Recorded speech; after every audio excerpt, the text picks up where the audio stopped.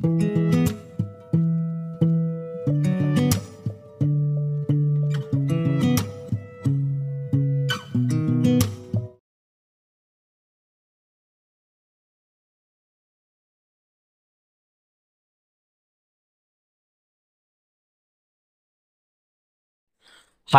నమస్తే.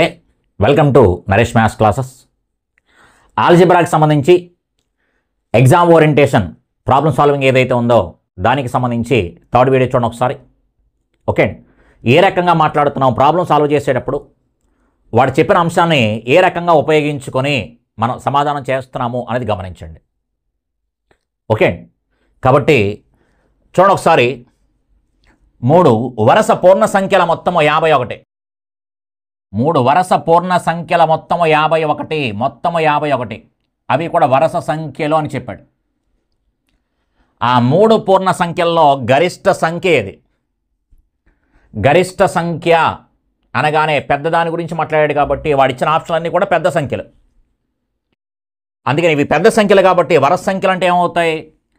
ఇక్కడ మనకి 17, 16, 15 ఇవి వరుస సంఖ్యలు. 15, 16, 17. 17 అనేది పెద్ద సంఖ్య, దానికంటే చిన్న సంఖ్యలో మాట్లాడుకుంటాం. ఇవన్నీ కనుక కలిపితే 51 రావాలని చెప్పాడు.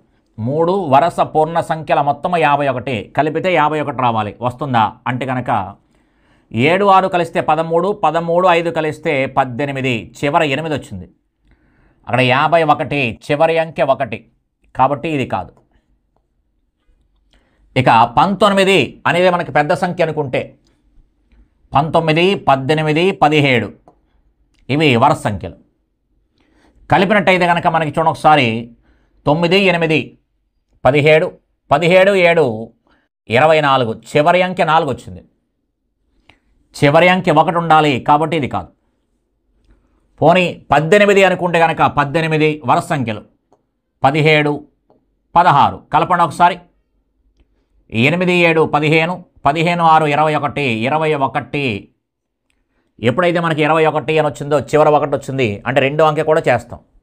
2 ఇవి ఒక టోటల్ 3 కాబట్టి 5, 51 సరిపోయింది. కాబట్టి హ్యాపీగా టికెట్ వేసుకోవచ్చు. సమాధానం 18 అని చెప్పొచ్చు. సమాధానం ఎంత అంటే 18 అని చెప్పుకోవచ్చు అనమాట.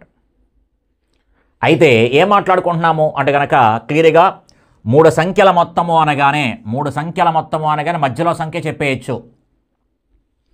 3 సంఖ్యల గురించి కానీ 5 సంఖ్యల గురించి కానీ 4 సంఖ్యల గురించి మాట్లాడినప్పుడు మధ్య సంఖ్య ఎప్పుడు చెప్పేయచ్చు. ఎలా చెప్తాము మధ్య సంఖ్య అంటే కనుక క్లియర్గా వాడిచ్చిన మొత్తాన్ని వాడు ఎన్ని సంఖ్యలు అంటాడో ఆ నెంబర్తో భాగిస్తాం. వాడు ఎన్ని సంఖ్యలు అంటాడో ఆ నెంబర్తో భాగిస్తే 51లో 3 అనేది 17 సార్లు పోతుంది. అంటే మధ్య సంఖ్య ఎంత? 17. నీకు మధ్య సంఖ్య 17, తర్వాత సంఖ్య కావాలంటే వరుస సంఖ్య అని చెప్పాడు. 17 తర్వాత వరుస సంఖ్య 18, 17కి ముందు ఎంత అంటే 16. కాబట్టి వాడు అడిగింది గరిష్ట సంఖ్య ఎంత అన్నాడు కాబట్టి గరిష్ట సంఖ్య ఎంత అన్నాడు కాబట్టి క్లియర్గా ఏం చెప్పొచ్చు అంటే 18. కనిష్ట సంఖ్య ఎంత అంటే 16. కాబట్టి ఇలా 3 సంఖ్యల మొత్తము, 5 సంఖ్యల మొత్తము, 4 సంఖ్యల మొత్తము అనగానే మధ్య సంఖ్యని ఈజీగా ఐడెంటిఫై చేసేయచ్చు. మధ్య సంఖ్యను బట్టి పెద్ద చిన్నవి కూడా చెప్పొచ్చు. అంతే తప్ప 3 వరుస సంఖ్యలు అన్నాడు కదా అని చెప్పేసి మొదటి సంఖ్య x, x+1, x+2 అనుకుని లెక్క చేయాల్సిన అవసరం లేదు. ఇలా ఒక జనరల్ వెర్షన్లో వాడవచ్చు. మనకి ఏమీ రాదు అనుకుంటే కనుక ఆప్షన్ వాడుకొని చేసుకోవచ్చు. ఓకే, అలాగే మరో ప్రశ్న కూడా గమనించండి ఒకసారి. ఒక తరగతిలో బాలురు బాలికలు 7:5 నిష్పత్తిలో ఉన్నారు. బాలుర సంఖ్య బాలికల సంఖ్య కన్నా 8 ఎక్కువ. బాలుర సంఖ్య బాలికల కంటే 8 ఎక్కువ. తరగతిలోని మొత్తము విద్యార్థుల సంఖ్య ఎంత అని అడిగాడు. మొత్తము విద్యార్థులు, అక్కడతో ప్రశ్న హ్యాపీగా లేపేయచ్చు. బాలురు బాలికల నిష్పత్తి ఎంత? 7:5. అంటే అబ్బాయిలు 7, అమ్మాయిలు 5. అబ్బాయిలు 7, అమ్మాయిలు 5. వాడు అబ్బాయిల సంఖ్య ఎంత అంటే కనుక ఆప్షన్లో 7వ ఎక్కం పోవాలి. అమ్మాయిల సంఖ్య ఎంత అంటే ఆప్షన్లో 5వ ఎక్కం పోవాలి. ఎందుకంటే వాడు ఏ నెంబర్తో అయితే మనం రిప్రజెంట్ చేస్తామో, ఏ నెంబరు అయితే దాన్ని సూచిస్తుందో, బాలుడికి సంబంధించిన నెంబర్ ఎంత? 7, అందుకని ఆప్షన్లో 7వ ఎక్కం పోవాలంటాం ఎప్పుడు బాలుర సంఖ్య అడిగితే. అదే బాలికల సంఖ్య అన్న ప్రశ్న అడిగాడు అనుకోండి, బాలికలకి సంబంధించిన నెంబర్ ఎంత 5, ఆప్షన్లో 5 పోవాలి అప్పుడు. కానీ వాడు అడిగిన ప్రశ్న మొత్తము విద్యార్థులు, మొత్తము అంటే కనుక 5 + 7, 7 + 5, 7 + 5 ఎంత అంటే 12. అంటే మన ప్రకారంగా మొత్తం విద్యార్థులు 12. మన ప్రకారంగా మొత్తం విద్యార్థులు 12. ఇక్కడ 12 అనేది 40లో పోతుందా అంటే పోదు, 42లో పోదు, 54లో పోదు, 48లో పోతుంది. హ్యాపీగా టికెట్ వేయచ్చు. మొత్తము విద్యార్థుల సంఖ్య ఎంత అంటే కనుక క్లియర్గా 48, 12వ ఎక్కం పోవాలి. అలా చేసుకోవచ్చు. లేదు సరదాగా మాట్లాడుకుందాం అనుకుంటే కనుక చూడండి ఒకసారి సింపుల్గా చేసేయచ్చు, చాలా సరదాగా చేసుకుని వెళ్ళిపోవచ్చు. మీ ప్రకారంగా అబ్బాయిలు 7, అమ్మాయిలు 5. వాడిచ్చిన ప్రశ్న అబ్బాయిల సంఖ్య అమ్మాయిల సంఖ్య కంటే అన్నాడు. అబ్బాయిల సంఖ్య అమ్మాయిల సంఖ్య కంటే మన ప్రకారంగా ఎంత ఎక్కువ? 2 ఎక్కువ. మన ప్రకారంగా అబ్బాయిల సంఖ్య అమ్మాయిల సంఖ్య కంటే 2 ఎక్కువ. ఆ ప్లేస్లో వాడు 8 ఎక్కువ అని చెప్పాడు. మన ప్రకారంగా 2 ఎక్కువ అంటే వాడు 8 ఎక్కువ అని చెప్పాడు. అందుకని 2కి 8 అయితే మొత్తము అన్నాడు కాబట్టి మొత్తము అంటే కనుక 12, 12కి ఎంత అని క్లియర్గా మనకి 2 4 8, 12 4 ఎంత అంటే 48. 2 4 8 కాబట్టి 12 4 ఎంత అంటే 48 అని చెప్పొచ్చు. ఓకే, కాబట్టి ఈ రకంగా సరదాగా లాజిక్ వాడుకుంటూ చేసుకోవచ్చు, లేదా ఆప్షన్ వాడి చెప్పేయచ్చు. మనకి ఏమీ రాదు అనుకుంటే ఇక ఆప్షన్ అంతే. ఇంకా నెక్స్ట్ మరో ప్రశ్న కూడా గమనించండి ఒకసారి. ఒక 2 అంకెల సంఖ్యలోని అంకెల మొత్తము 9, అంకెలను తారుమారు చేయగా వచ్చే సంఖ్య ఆ సంఖ్య కన్నా 27 ఎక్కువ అయినా 2 అంకెల సంఖ్య ఏది? ఇదేమో లెక్క మనం చేయాల్సి వస్తే కనుక 2 అంకెల సంఖ్య అంటే కనుక 10x + y అని, అంకెలను తారుమారు చేస్తే అన్నాడు కాబట్టి 10y + x అని, ఇలా ఒక దాంట్లో ఒకటి తీసేయడం, ఈ కథంతా చేస్తూ కూర్చోవాలి. అలా కాకుండా ఆప్షన్ వాడండి. క్లియర్గా 2 అంకెల మొత్తము 9 అని చెప్పాడు. అన్నీ కూడా 2 అంకెల మొత్తము 9, అన్నిట్లో 9 వచ్చింది.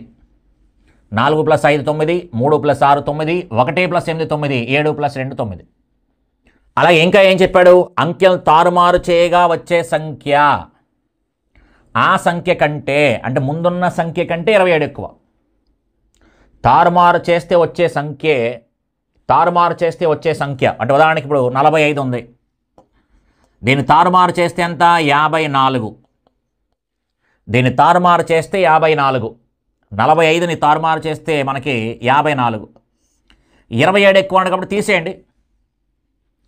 తీసేస్తే ఇక్కడ 45 ఇచ్చాడు, దాన్ని తారుమారు చేస్తే కనుక మనకి 54.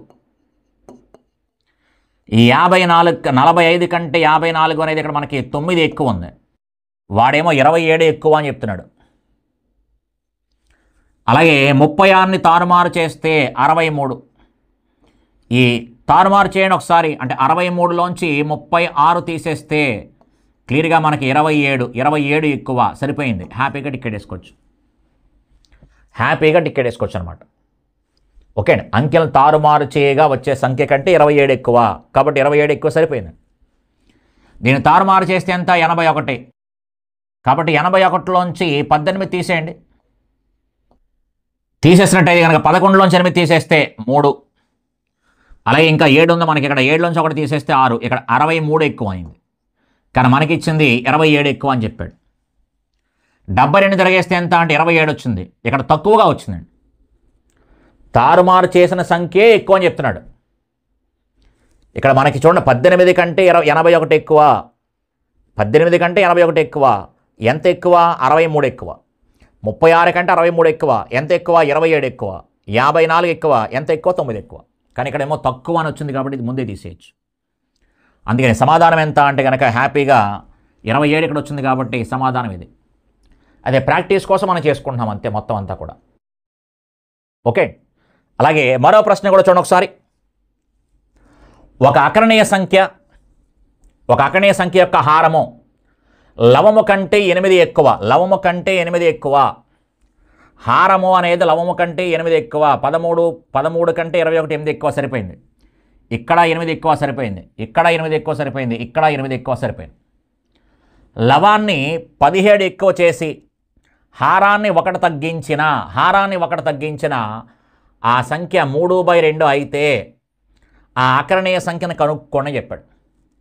లవాన్ని 17 ఎక్కువ చేసి హారాన్ని 1 తగ్గించిన అని చెప్పాడు.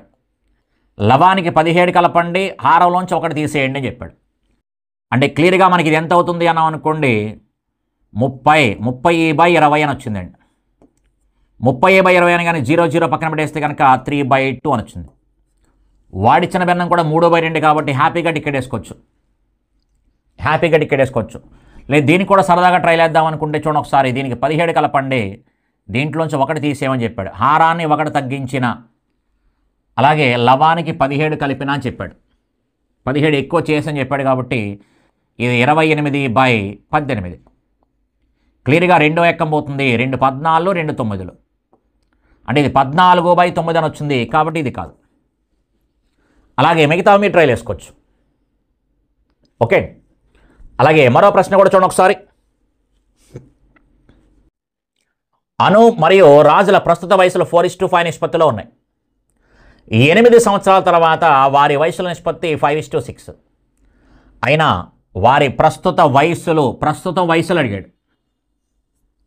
ప్రస్తుతం అడిగాడు కాబట్టి అనువు సంబంధించి రాజుకు సంబంధించి ప్రస్తుత వయసులు అడిగాడు. అందుకని అనువుకు సంబంధించిన ప్రస్తుత వయసు నెంబర్ ఎంత అంటే 4. అను అనే అమ్మాయికి సంబంధించిన ప్రస్తుత వయసు ఎంత అంటే 4.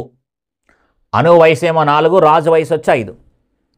కాబట్టి అను వయసు 4 కాబట్టి కిందన్న ఆప్షన్లో 4వ ఎక్కం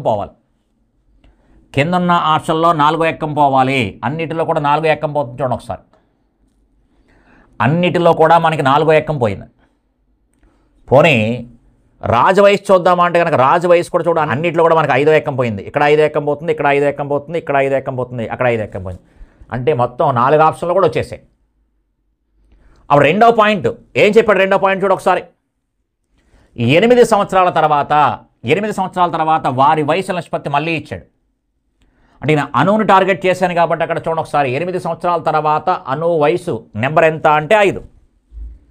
8 సంవత్సరాల తర్వాత అను వయసు నెంబర్ ఎంత అంటే 5.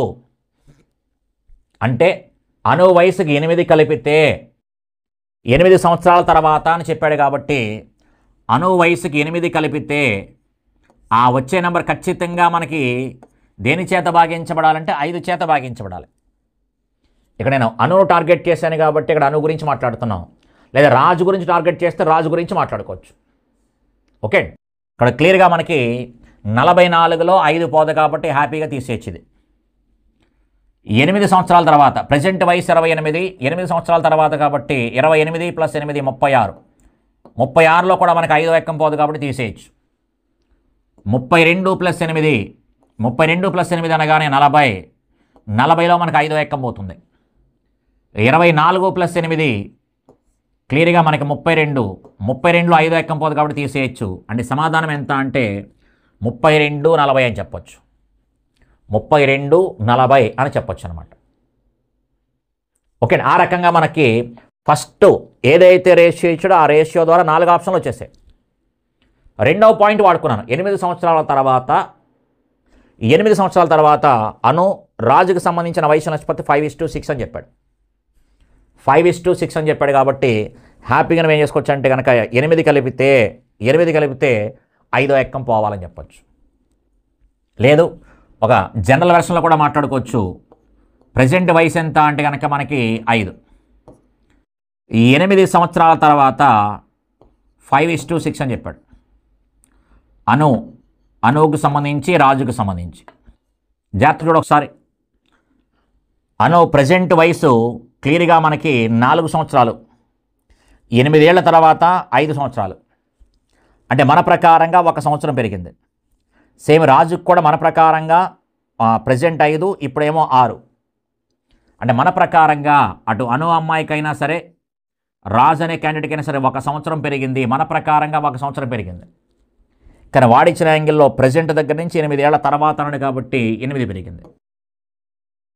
కాబట్టి 1కి 8 అయితే వాడు అడిగింది ప్రెజెంట్ అను వయసు కాబట్టి 4కి ఎంత అని. ఒక 8 8 4 8 ఎంత అంటే 32. ఒక 8 8 4 8 ఎంత అంటే 32 అని చెప్పొచ్చు. ఓకే. అలాగే ఈ ప్రశ్న కూడా గమనించండి ఒకసారి. బీజీ సమస్యలో మనకు మిస్ అయి ఉంటుంది. y² + 7y + 10 divide by y + 5 is equal to. భాగహారానికి సంబంధించిన సమస్య. మనకు చేయడం వస్తుందా లేదా అనేది పక్కన పెట్టండి. లేదు పోనీ క్యాజువల్గా లాజికల్గా ఆలోచించుకుందామన్నా సరే, ఇక్కడ మనకి చివరి అంకె 10, ఇక్కడ చివరి అంకె 5. 10ని 5తో భాగిస్తే డివైడెడ్ బై భాగహారము. 10ని 5తో భాగిస్తే ఎంత వస్తుంది అంటే కనుక 2 వస్తుంది. అంటే చివరి అంకె 2 ఉండాలి. చివరి అంకె 2 ఉండాలి. చివరి అంకె 2 ఉండాలి కాబట్టి హ్యాపీగా మనకి సమాధానం ఇక్కడ పెట్టేయచ్చు. అక్కడ అంకెతో భాగించినట్టయితే 10 అనే అంకెని 5తో భాగిస్తే 2 అని వస్తుంది కాబట్టి చివరి అంకె మనకి 2 ఉండాలి. ఇక్కడ ఉంది, టికెట్ వేసుకోవచ్చు. అలా కాదండి మనకి ఆ లాజిక్లు ఏమి తెలియవు అనుకుంటే కనుక ఏం మాట్లాడుకుంటున్నాము అంటే, అలా కాదు మామూలుగా మాట్లాడుకుందాం అనుకుంటే చెప్పాం ఆల్రెడీ, మనకి అంకెలు మాత్రమే కనిపించాలి, వైలు గట్ట మనకేం కనిపించలేదు, ఓన్లీ గుణకాలు మాత్రమే తీసుకోవాలి. అందుకని y² గుణకం ఎంత 1, y గుణకం ఎంత అంటే కనుక 7. ఇక్కడ 1, ఇది 7, ఇది 10. అంటే ఎంత అవుతుంది అన్నాం అనుకోండి, ఇది 18 అవుతుంది. 18 డివైడెడ్ బై ఈ వాల్యూ 18 అని వచ్చింది, డివైడ్ బై ఇది 18 పైది డివైడ్ బై ఈ వాల్యూ ఎంత అంటే కనుక ఇది 1 + 5 6. అందుకని 18/6 అనగానే క్లియర్గా మనకి వాల్యూ ఎంత అంటే 3. 18/6 అనగానే వాల్యూ ఎంత అంటే 3. ఇక్కడ కింద ఆప్షన్లో కూడా మనకి నెంబర్ 3 రావాలి. ఇది 1 + 5 6 అని వచ్చింది కాబట్టి ఇది కాదు. ఇది 1 + 7 8 అని వచ్చింది కాబట్టి ఇది కూడా కాదు. ఇది 1 + 2 3 అని వచ్చింది కాబట్టి హ్యాపీగా టికెట్ వేసుకొచ్చింది.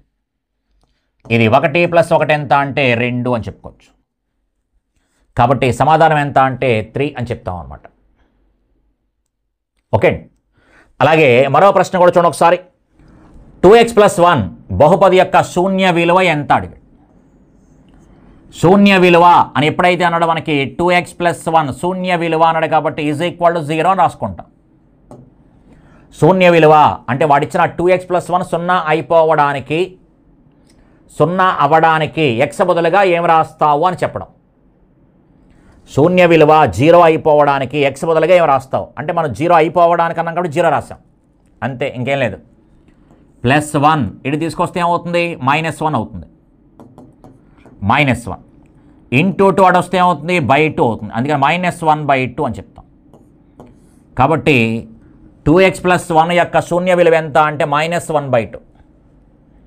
కాబట్టి ax + b యొక్క శూన్య విలువ ఎంత అంటే కనుక క్లియర్గా మనకి -b/a అని చెప్తాం. అది ax - b యొక్క శూన్య విలువ ఎంత అంటే కనుక మనకి +b/a అని చెప్తాం. ఓకే, బై హార్ట్ కోసం కాదు, జస్ట్ +b అటు వస్తే -b, ఇంటూ a అటు వస్తే /a, -b అటు వస్తే కనుక +b అవుతుంది, ఇంటూ a అటు వస్తే కనుక /a అవుతుంది. ఓకే. అదేవిధంగా ఈ ప్రశ్న కూడా చూడండి, మీరు చేయండి ఒకసారి. P(x) = 5x - 4x² + 3 అయినా P(2) విలువ ఎంత? P(2) అంటే x బదులుగా 2 రాయండి. x బదులుగా 2 రాయండి అంటే 5 × 2 -4 × 2² +3. 5 రెళ్ళు ఎంత అంటే 10 మైనస్ 2² అంటే 4, 4 4 ఎంత అంటే 16 +3. చూడు ఒకసారి ప్లస్లు కలిపేసినట్టయితే కనుక 10 + 3 13, 13 - 16, 13 - 16 అనగానే క్లియర్గా మనకి -3 అని చెప్పొచ్చు. క్లియర్గా మనకి -3 అని చెప్పుకోవచ్చు అనమాట. ఓకే. అదేవిధంగా ఈ ప్రశ్న కూడా గమనించిన ఒకసారి ప్రామాణిక రూపానికి సంబంధించినవి. ఇక్కడున్న వాల్యూని మనకి చదవలేక ఇప్పుడు 70 అని రాశాడు, 340 కామ పెట్టరు, 3 zeros రాశాడు, మళ్ళీ 3 zeros రాసి ప్రామాణిక రూపంలో రాయండి అని చెప్పాడు. అంటే పాయింట్స్ని బేస్ చేసుకొని రాయండి అని చెప్తున్నాడు. ఎప్పుడైతే పాయింట్స్ బేస్ చేసుకొని రాయమని చెప్పాడో ఇక్కడ పాయింట్ అనేది చూడండి ఒకసారి. ఒరిజినల్గా ఇక్కడ ఏమీ లేదు అంటే పాయింట్ ఇక్కడ ఉన్నట్టు లెక్క. చివరిలో మనకి పాయింట్ ఉన్నట్టు లెక్క. అక్కడి నుంచి ఎక్కడ వరకు వచ్చాడంటే కనుక అన్నీ కూడా 7 పాయింట్ అంటే ఇక్కడ వరకు వచ్చాడు. అంటే పాయింట్ ఇక్కడ నుంచి ఇక్కడ వరకు జరిపాడు అంటే ఎన్ని స్థానాలు కదిలింది చూడండి ఒకసారి. 1 2 3 4 5 6 7 8 9 10 అంటే 7 పాయింట్ అని స్టార్ట్ చేసి 004 అని రాసుకున్నాడు. రాసుకుని 10 పవర్ అని రాస్తున్నాడు. ప్రామాణిక రూపము. ఓకే అండి, ఆర్డర్ ఆఫ్ మ్యాగ్నిట్యూడ్ అని చెప్తాం. ఒరిజినల్గా అయితే ఇంకా లోపల డెప్త్కి వెళ్ళాలనుకుంటే ఆర్డర్ ఆఫ్ మ్యాగ్నిట్యూడ్ అంటే కనుక అయితే ముందు ఒక బేసిక్ వెర్షన్ కాబట్టి వాడు ఒక అంకె తర్వాత పాయింట్ రాసుకున్నాడు. అయితే ప్రతిసారి కూడా మనకి ఒక అంకె తర్వాత రాయడానికైతే వీల్లేదు. కేవలం 1 2 3 4 ఉన్నప్పుడు మాత్రమే 1.2 2.2 3.2 4 పాయింట్ రాయాలి వాస్తవానికైతే కనుక. అదే 5 6 7 8 9కి అయితే కనుక 0.5 0.6 0.7 0.8 0.9 అని రాసి ఇంటూ 10 పవర్ అని రాస్తాం. ఒక స్టాండర్డ్ నోటేషన్ రాసుకుంటాం. అయితే మనకి ఇక్కడ బేసిక్ వెర్షన్ కాబట్టి అన్నీ కూడా ఒక అంకె తర్వాత పాయింట్ రాస్తున్నాడు. ఓకే అండి, ఆ పాయింట్ పక్కన పెట్టేసుకోండి. సింపుల్గా ఒక అంకె తర్వాత పాయింట్ రాస్తున్నాడు. అలా రాసేటప్పుడు ఏం జరుగుతుంది గమనించండి ఒకసారి. ఈ చివరిలోపు ఉండే పాయింట్ మనకి ఇలా ఎడం వైపు జరుగుతుంది. ఎడం వైపు జరుగుతుంది కాబట్టి ఎన్ని అంకెలు జరిగింది అంటే కనుక 1 2 3 4 5 6 7 8 9 10 అంకెలు జరిగింది కాబట్టి నెత్తి మీద మనం 10 రాస్తాం. ఎడం వైపు జరిగింది అనగానే ప్లస్ రాస్తాం. కుడివైపు జరిగితేనేమో మైనస్ రాస్తాం. అంటే నాన్ మ్యాథ్స్ వాళ్ళ కోసం ఆ పాయింట్ రాస్తున్నాం అంతే.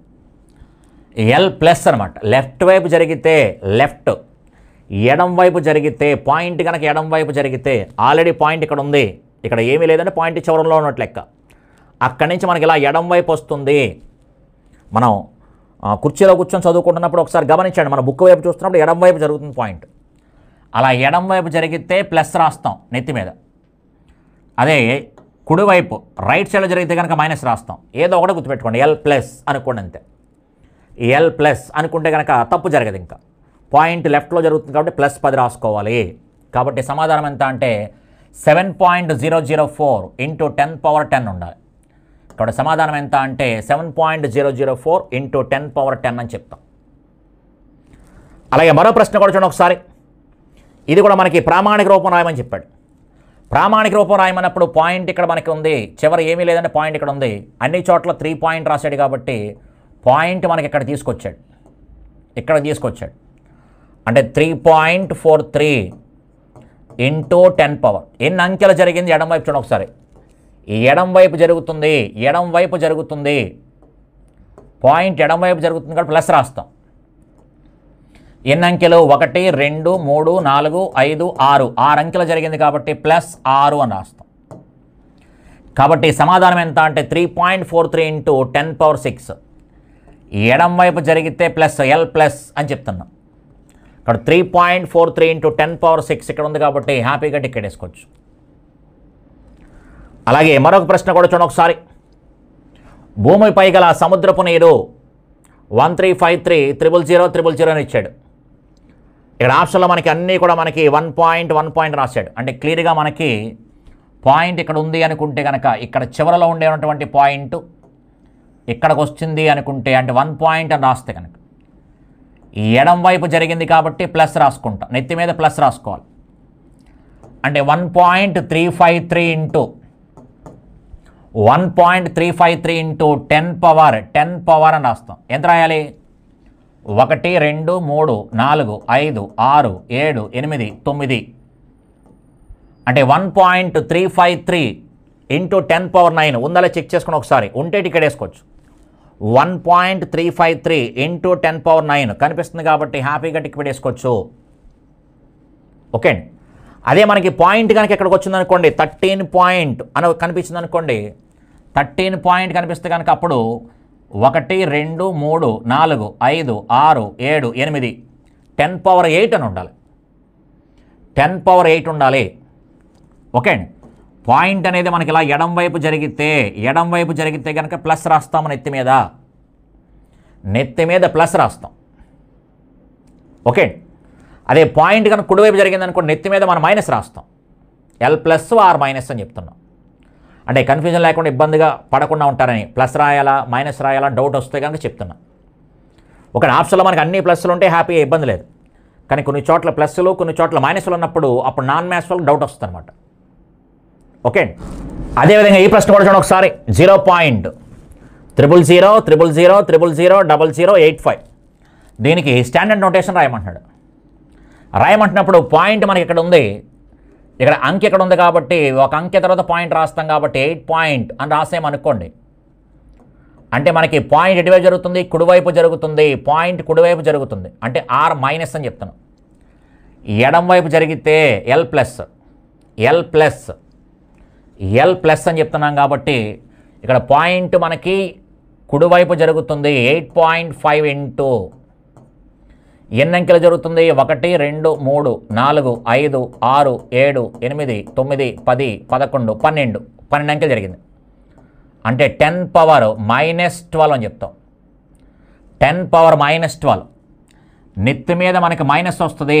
ఆర్ మైనస్ పాయింట్ కనుక మనకి కుడివైపు జరిగితే, పాయింట్ కనుక మనకి రైట్ సైడ్ కుడివైపు కనుక వెళితే, పాయింట్ కనుక కుడివైపు జరిగితే నెత్తి మీద ఏమొస్తాం మనకి, ప్లస్సా మైనస్సా? పవర్లో మైనస్ రాస్తాం. పవర్లో మనకి మైనస్ వస్తుంది అని చెప్పేసి అంటున్నాం. ఇప్పుడు క్లియర్గా మనకి 8.5 ఇంటూ 10 పవర్ -12 అన్నీ 8.5లే. 10 పవర్ -12 హ్యాపీగా ఇక్కడ వేసుకోవచ్చు. ఓకే, ఆ రకంగా మనం ఒక స్టాండర్డ్ నోటేషన్ రాస్తాం. ఈ ప్రశ్న కూడా గమనించండి ఒకసారి. ఒక ఎలక్ట్రాన్ విద్యుదావేశము 0. చాలా జీరోస్ ఉన్నాయి, చివరి 16 వచ్చింది కూలంబ్. అయినా ఈ ఆవేశం యొక్క ప్రామాణిక రూపం ఎంత అన్నాడు. ఎప్పుడైతే పాయింట్ ఇక్కడ ఉందో ఇక్కడ నుంచి మనకి పాయింట్ ట్రాన్స్ఫర్ అవుతూ ఇక్కడ 1 పాయింట్ అని రావాలి. అంటే 1.6 అని చెప్తున్నాం. అది రైట్ సైడ్ జరుగుతుంది. పాయింట్ అనేది రైట్ సైడ్ వస్తుంది, ఇలా రైట్ సైడ్ వస్తుంది. రైట్ సైడ్ వస్తుంది కాబట్టి మైనస్, నెత్తి మీద మైనస్ రాయాలి. అంటే 10 పవర్ మైనస్ అని రాస్తాం. ఎన్ని అంకెలు జరిగిందో చూడండి ఒకసారి. 1 2 3 4 5 6 7 8 9 10 11 12 13 14 15 16 17 18 19 అంటే 1.6 ఇంటూ 10 పవర్ -19.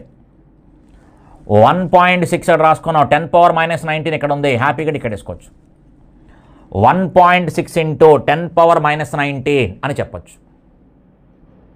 ఓకే, ఈ రకంగా మనకి ప్రామాణిక రూపం రాసేటప్పుడు పాయింట్ అనేది ఎడం వైపు జరిగితే ఇలా ఎడం వైపు జరిగితే ప్లస్ వస్తుంది. పాయింట్ అనేది ఇలా ఎడం వైపు కనుక జరిగితే ప్లస్ వస్తుంది. ఎన్ని అంకెలు జరిగితే ప్లస్ ఆ నెంబర్ వేస్తాం. అదే పాయింట్ కనుక మనకి ఇలా కుడివైపు కనుక జరిగితే మైనస్ వస్తుంది. కుడివైపు కనుక జరిగితే పాయింట్ అనేది కుడివైపు కనుక జరిగితే మైనస్ వస్తుంది. నెత్తి మీద పవర్లో మనకి మైనస్ వస్తుంది. ఎడం వైపు జరిగితేనేమో ప్లస్ వస్తుంది, కుడివైపు జరిగితేనేమో మైనస్ వస్తుంది. ఓకే, ఒక అంకె తర్వాత జనరల్గా రాసుకుంటాం 1 పాయింట్ అని. సాధారణంగా మనకి ఆర్డర్ ఆఫ్ మ్యాగ్నిట్యూడ్ అని చెప్తాం. అది ప్రత్యేకమైన టాపిక్. గ్రూప్ 2లో అయితే ఒక ప్రత్యేకమైన టాపిక్ కూడా అది. ఓకే, సాధారణంగా అయితే కనుక పాయింట్ ఎప్పుడు కూడా 1 పాయింట్ 2 పాయింట్ 3 పాయింట్ 4 పాయింట్ అని చెప్పాలి. 5 దగ్గర నుంచి 5.6 పాయింట్ అని చెప్పకూడదు. 0.5 0.6 0.7 0.8 0.9 ఇలా చెప్పాలి ఒరిజినల్గా అయితే. ఇక్కడ మనకి ఆ స్టాండర్డ్ ఆ నోటేషన్స్ ఏం ఫాలో అవ్వలేదు కాబట్టి హ్యాపీగా ప్రతిసారి ఒక అంకె తర్వాత 1 పాయింట్ కావచ్చు, 2 పాయింట్ కావచ్చు, 5 పాయింట్ కావచ్చు, 6 పాయింట్ కావచ్చు. మనకి బేసిక్ వెర్షనే కాబట్టి వాడు ఆప్షన్ ఇస్తాడు, దాని ఆధారంగా సమాధానం ఇచ్చుకోవచ్చు. ఓకే, ఇంకా మనకి ఘాతాంక న్యాయాలకు సంబంధించి ఎక్సెల్లో సమీకరణాల సాధనకి సంబంధించి కొన్ని లెక్కలు ఉన్నాయి. ఆ లెక్కలు మనం నెక్స్ట్ వీడియోలో చేసుకుందాం.